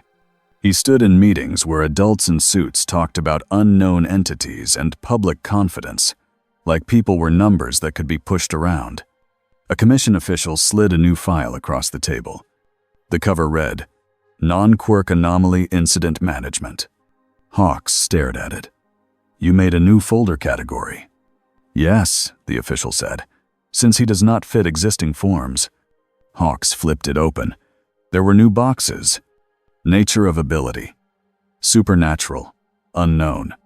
Danger level. Extreme. Recommended action. Containment or deterrence.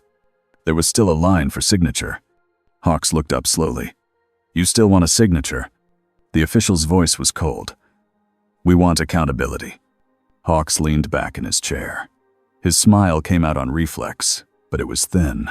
"Sure, I'll ask the Flaming Skull to sign his name in pen." A second official, younger, tried to sound reasonable. "We are not asking you to antagonize him. We are asking you to maintain order." Hawks tapped the folder with one finger. "Order is nice," he said, "but you can't order a storm." The first official's eyes narrowed. "Then build a roof." Hawks stood up, His chair scraped the floor. "We're trying," he said, and he meant it. Outside, on hero channels, new rules spread quietly. Don't corner him. Don't threaten civilians to control him. Don't fight near crowds. If you have to speak to him, speak like you mean it. Aizawa wrote the rules. Hawks carried them. All Might defended them. Endeavor hated them but followed them, because even he understood that winning a fight could still lose the city. And in Deku couldn't stop thinking. Not about power, about lines. Where did justice stop and vengeance begin? And what did it mean that the scariest thing in Japan right now was also saving people? Deku stayed late in training rooms. He ran rescue drills until his legs shook. He practiced carrying weight without breaking floors. He practiced stopping threats without using more force than needed. He did it because he was afraid. Not of Ghost Rider's flames. Afraid of what happened when heroes stopped believing in people. All for One watched the city through reports, videos, and frightened voices. He did not need to see Ghost Rider in person to understand him. He understood hunger. He understood purpose. He understood obsession. And he understood a simple truth. A force like Ghost Rider could not be beaten in a fair brawl. So All for One did not plan a fair brawl. He planned a deal. In a room filled with quiet machines and loyal shadows, he spoke to a figure standing near him. The figure wore a dark coat and a smooth mask. The air around the figure felt wrong, like a door that could open anywhere. "Find him," All for One said gently. "Not in public, not in front of heroes. Quiet." The masked figure bowed. All for One continued, voice soft like a teacher explaining a lesson. "Do not threaten him. Do not fight him. Offer him something." The figure tilted their head. "What?" All for One's fingers tapped the arm of his chair once. "A path home." He let the words hang. Then he added, as if it was a bonus, "And a world where guilt has no safe place to hide." Johnny felt the pull spike on a night when the clouds were low and the roads were slick. He rode toward it, expecting violence, expecting fear, expecting a crime in progress. Instead, he found an empty parking structure. No civilians, no cars, just the echo of his engine and the drip of rainwater from concrete edges. He stopped in the center. The flames on the wheels hissed softly against the wet ground. A dark shape stood near a far pillar, almost blending into shadow.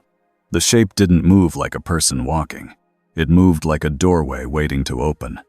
Johnny's chain slid off his shoulder. "Show yourself," he said.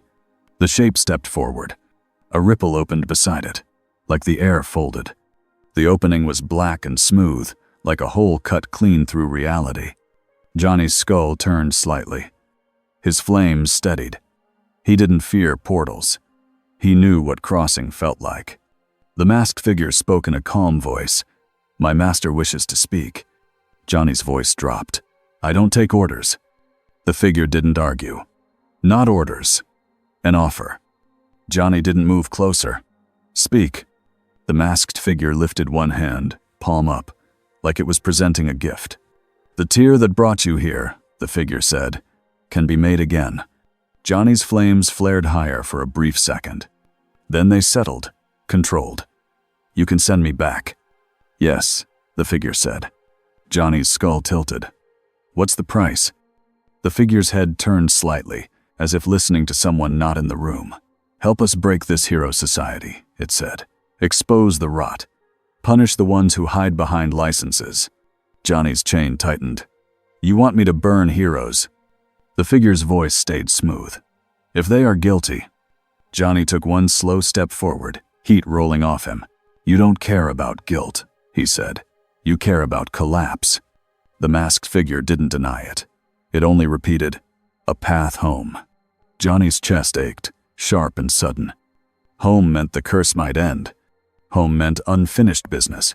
Home meant the world he understood. Even if it hated him. The temptation hit hard, because it wasn't about comfort. It was about purpose, about an answer. Johnny's voice went low. "Who is your master?" The masked figure didn't speak the name. It didn't need to. The air around the figure felt like manipulation. like control, like a hand on 1,000 strings. Johnny already knew the type. He had met demons like that before, just with different faces. "No," Ghost Rider said. The masked figure paused. "Consider." Ghost Rider stepped closer until the heat made the concrete sweat. "Tell your master," he said. "I do not belong to him." The figure tilted its head. "Then you will remain trapped here." Ghost Rider's skull leaned in. "I have been trapped for years," he said. "You think I fear more time?"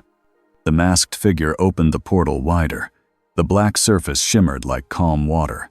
"Last chance," it said. Ghost Rider didn't move. The portal closed. The masked figure vanished with it, leaving only cold air and the echo of rain. Johnny stayed still for a moment, flames low, chain heavy. The offer sat in his mind like a hook. Not because he wanted to join villains, because for the first time since arriving, someone had offered him a way out. And he had said no. That should have felt clean. Instead, it felt like choosing to carry a weight with no end. All Might met Johnny on a quiet road outside the city before dawn. Aizawa was nearby in the shadows, watching. Hawks circled above at a distance, a moving red speck against gray clouds. Deku wasn't supposed to be there. He came anyway. He kept far back, hidden behind a slope and a row of trees, heart beating too fast. He didn't want to be a problem. He just needed to hear what would happen next. Johnny stood beside his bike, skull dimmer than usual, flames steady but restrained. All Might approached with slow steps. "You're tense," All Might said. Johnny's skull turned. "Someone offered me a door." All Might's face tightened. "Back to your world." Johnny didn't answer. He didn't have to. All Might exhaled. "Who?" Johnny's chain scraped the ground. "A spider." Aizawa's voice came from the dark. "All for one." Johnny's skull tilted toward the sound. "That name has weight," he said. "It does," Aizawa replied. "And he won't stop." All Might stepped closer. "What did you say?" Johnny's flames dipped, and his human face appeared again. His eyes looked tired and angry at the same time. "I said no," Johnny said. All Might's shoulders loosened, relief clear. "Thank you." Johnny's jaw clenched. "Don't thank me yet. He offered me what I want." Aizawa's voice stayed flat. "And you refused." Johnny's eyes narrowed. "I refused being someone's weapon." All Might nodded.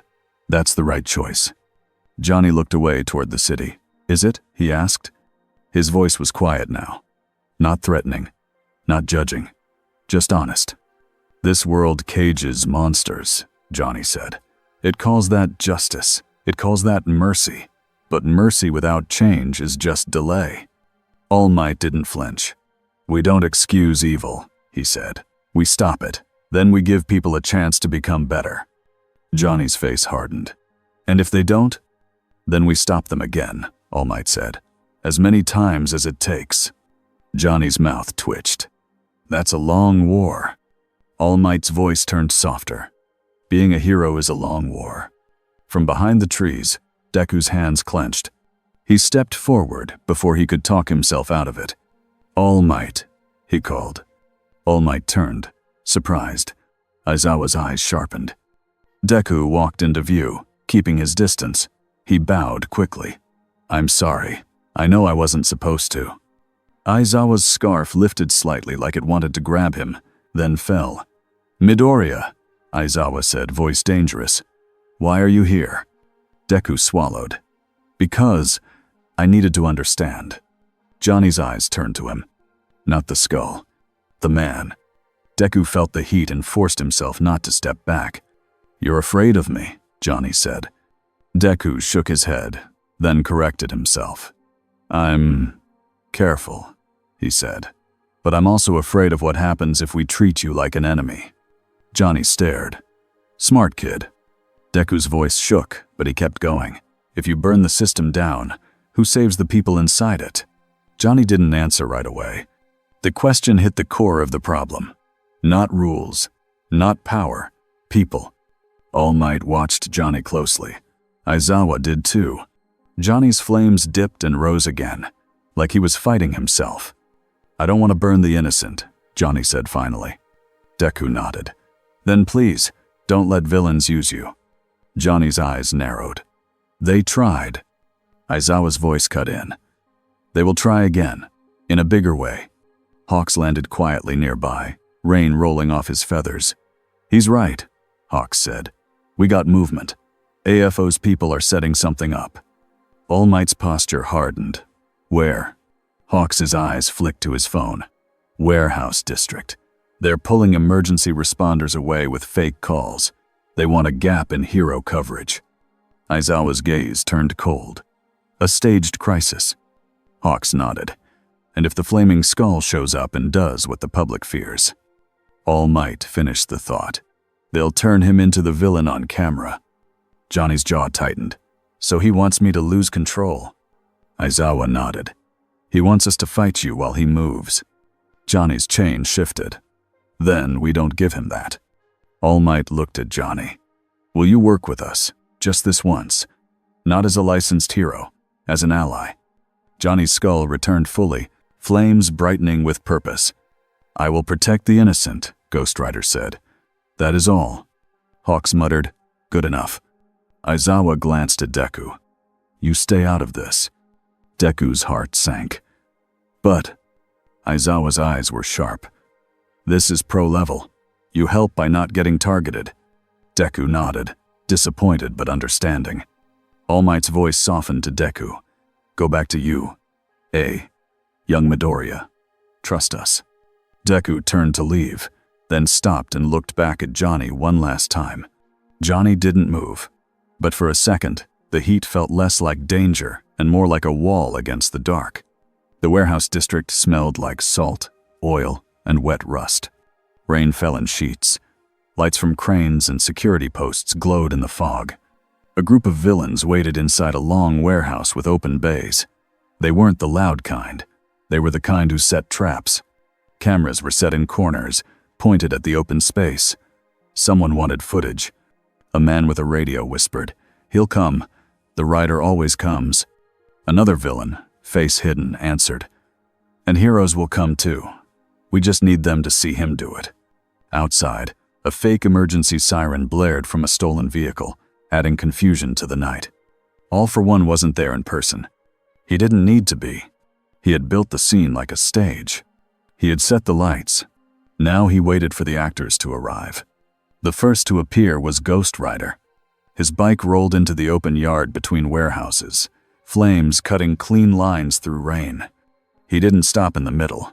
He stopped near the edge, as if he already expected an ambush. His skull turned slowly, scanning. Then he spoke voice low. "Show yourselves." A laugh came from the warehouse.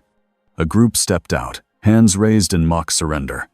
One of them shouted, "We didn't do anything. We're just workers." Ghost Rider's flames flared, anger sharp. The lie stank. Before he could move, Hawks dropped from above like a red blade, landing between Ghost Rider and the group. "Hey," Hawks called, voice bright. "Fun idea. Let's not do the lying game." Endeavor arrived next, heat rolling off him, steam rising from rain hitting his flames. Aizawa slid out of the shadows near a wall, scarf ready. All Might followed, keeping himself slightly behind the front line but present. The villain group hesitated. Their plan expected heroes, yes, but maybe not this lineup. Then the trap sprang. A heavy metal grid slammed down from the ceiling supports of the yard, aimed to cage the center area. At the same time, a ring of devices on the ground flashed. A wave hit the air, like pressure pushing down. Quirk suppression tech. It was made for quirks, not for curses, but it still interfered with everything nearby. Endeavor's flames flickered. Hawks's feathers slowed. Aizawa's eyes stung, his erasure breaking for a blink. Ghost Rider's fire dimmed, and then returned. Not fully, not as bright, but still there. Because this wasn't a quirk being turned off. It was something deeper, refusing to be erased. The villains cheered, thinking it worked. "Now," someone shouted. From the warehouse, a high-end Nomu charged out, bigger than the last one, built like a tank with long arms and a brutal jaw. It roared and sprinted toward Ghost Rider. Ghost Rider didn't back away. He stepped forward. His chain snapped out. The chain wrapped the Nomu's leg and yanked. The Nomu stumbled, but kept moving, dragging Ghost Rider a step. All Might's eyes narrowed. "It's strong." Endeavor growled, forcing his flames back into a steady burn. Then we hit harder. Aizawa dashed to the side, looking for the device controls. Hawks launched feathers to slice cables on the grid. The villains kept their distance, staying out of reach. They held mirrors on poles and shiny shields, trying to block line of sight. They were terrified of the stare. They were also trying to bait it. They wanted Ghost Rider to grab a worker and punish them on camera. A villain shoved a frightened hostage forward, someone in a worker jacket, shaking and crying. Ghost Rider's skull turned sharply. The pull of guilt around the hostage was strange. It wasn't clean innocence, but it wasn't villain level either. It smelled like someone who had done bad things and then tried to forget. A pawn. A trap. Ghost Rider's chain tightened. All Might stepped in front of him. "Johnny," All Might said, firm. "Not him." Ghost Rider's flames surged, frustrated. "He is guilty," the skull said. All Might didn't move. "And the innocent will die while you prove a point." For a second, Ghost Rider seemed ready to push past him. Then the Nomu slammed into the ground between them, cracking concrete. It had aimed for All Might. Ghost Rider moved instantly. He yanked the chain hard and pulled the Nomu's head sideways, redirecting the attack away from All Might by force. Endeavor blasted the Nomu's side, making it skid. Hawks's feathers pinned its arm. Aizawa found a control box on the wall and tore it open with his hands, wires sparking. He didn't have time to be gentle. He ripped cables until the suppression wave stuttered. Endeavor's flames surged back to full. Hawks's feathers snapped to sharper speed. Ghost Rider's fire brightened. The villains cursed. "Switch plan," one shouted. "Trigger the feed." Cameras in the corners turned their red lights on. A voice in a speaker boomed, fake and loud. "Look, the monster is here to judge you." Ghost Rider's skull turned toward the cameras. He understood the trick. Make him the villain. Make heroes fight him. Make the public demand his capture. Ghost Rider revved his engine once. The sound cut through the rain like thunder. Then, instead of attacking the hostage, he rode straight at the camera line. The bike surged forward.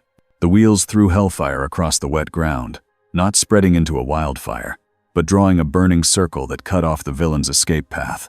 He swung the chain at the cameras, not to whip people, to destroy the eyes watching. The chain smashed lenses and metal mounts in sparks and flame. The warehouse lights flickered. Hawks's voice snapped into his comms. "Good move," he muttered. "Kill the footage." Endeavor growled. "Focus on the Nomu." The Nomu lunged again, faster, trying to break the hero line. Ghost Rider grabbed its face and tried the stare. Nothing. The Nomu didn't have the right kind of mind. Ghost Rider didn't waste another second. He poured hellfire into it, not as a wild blast, but as a focused burn that hit joints and nerves. The Nomu screamed and thrashed. Endeavor pinned it with a flame column. Hawks wrapped it in a feather net that cut movement.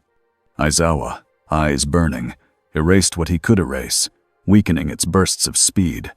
All Might stepped in at the right moment and slammed the Nomu's chest with a clean, powerful strike strong enough to stagger it, not strong enough to shatter the building around them. The Nomu dropped to one knee. Aizawa's scarf snapped out and bound its neck and arms. "Now!" Aizawa shouted. Special restraints clicked on. The Nomu went still, groaning. The villains saw the centerpiece fall and panicked. They tried to flee. Ghost Rider's flames rose, anger sharp again. But All Might's voice cut through it. "Johnny, let the heroes arrest them." Ghost Rider's skull turned toward All Might. For a long second, it looked like a choice point in the road. Punish now, or hold back. Ghost Rider's chain dragged slowly, like it was heavy for the first time. Then he spoke, voice deep, controlled. "Run," he told the villains, "and I will find you later." The villains froze. They didn't know if it was mercy or terror. Hawks didn't hesitate. His feathers shot out, pinning ankles and wrists with clean precision. Endeavor's flames herded the rest into a corner without burning them. Aizawa moved in and bound the last two. In minutes, the villains were on the ground, restrained and shaking. All Might exhaled, shoulders dropping. He looked at Ghost Rider. "You listened." Ghost Rider's skull tilted. "The innocent first," he said. Aizawa stepped closer, eyes tired but sharp. "You just refused the trap." Ghost Rider's flames lowered slightly. "Your villain wanted a war," he said. "Not tonight." Hawks walked up, rain dripping off his wings. "For what it's worth," he said, voice quieter now. "That was smart." Endeavor stared at Ghost Rider, like he still wanted to hate him, but couldn't deny what had happened. "He's still a problem," Endeavor said. Ghost Rider turned toward Endeavor. "So are you," he replied. Endeavor's jaw clenched. All Might lifted a hand before it turned into another argument. "This doesn't solve everything," he said, "but it keeps people alive." Ghost Rider looked toward the city lights beyond the docks. "Your system will keep trying to label me," he said. Aizawa didn't deny it. "And your method will keep scaring people." Ghost Rider's chain shifted. "Fear is honest," he said. "Lies are worse." Hawks let out a tired breath. "The Commission is going to have a heart attack when they hear you're not cooperating." Ghost Rider's skull turned to Hawks. "I cooperated," he said. "I didn't kill anyone." Hawks spread his hands. "Yeah, in their world that's not enough." Aizawa watched Ghost Rider closely. Tonight proved something important. Johnny Blaze could be pushed. Not by threats. By priorities? By the innocent. That meant there was a chance. A small one, but real. It also meant All for One would not stop. A villain like that didn't accept no. He simply changed the question. All Might stepped closer to Ghost Rider, rain beating on his hair. "Will you stay in this world?" he asked quietly. "Even without a door home?" Ghost Rider was silent. For a moment, the flames dipped again, and Johnny's human face showed. His eyes were tired. But there was something else now, too. A thin line of resolve. "I don't know how to leave," Johnny said, "but I know what I am." All Might nodded once. "And what is that?" Johnny's gaze shifted toward the distant sirens, starting up again. "A warning," Johnny said. Then the skull returned, fire steady. Ghost Rider mounted his bike. Aizawa's voice was firm. "If you stay, you follow one rule." Ghost Rider paused. "Speak." Aizawa held his stare. "In rescue zones, you listen." Ghost Rider's flames crackled once, then he nodded. The bike roared. It rolled forward, then up a warehouse wall, then onto the roof like gravity was optional. Ghost Rider rode along the rooftops and vanished into the rain. Hawks watched him go and muttered, half to himself, "Try putting that in a form." Endeavor snorted. All Might didn't smile. Aizawa didn't either, because the night had proven something else. Ghost Rider could choose restraint, which meant the next time he didn't, it would be because he decided the line had been crossed. And nobody in Japan wanted to be the one standing on the wrong side of that line. The rain was softer the next night. Not gone, just lighter. Johnny stood under an overpass on the edge of the city, bike parked beside him. The flames were low, almost calm. For a rare moment, his skull faded. Johnny's face showed fully. He looked like a man who had been in too many fights and never truly left them. He stared at his hands, then at the chain coiled near the bike. He thought about this world. Bright heroes, loud speeches, cameras everywhere. He thought about the kids at that school, trying to learn how to save people without breaking them. He thought about All Might's voice saying, "The innocent first." Johnny breathed out slowly. In his world, he was a punishment. Here, he had been forced to be something else too. A shield. He didn't know if that made him better. He only knew it changed the shape of his duty. A siren wailed somewhere deeper in the city. Then another. Johnny's eyes lifted, his jaw tightened. The flames returned to his shoulders like a cloak being put back on. The skull formed again, bright against the dark. Ghost Rider mounted the bike. The engine rumbled, steady and heavy. He looked down the road toward the city lights. Same world, he said, voice deep. Different rules. The wheels caught fire. The bike rolled out from under the overpass and onto the wet street, leaving a thin line of flame that vanished behind him. In the distance, people would not see his face. They would only see the fire. They would whisper stories. They would argue about justice. They would blame heroes, blame villains, blame fate. But the night would keep moving. And so would he.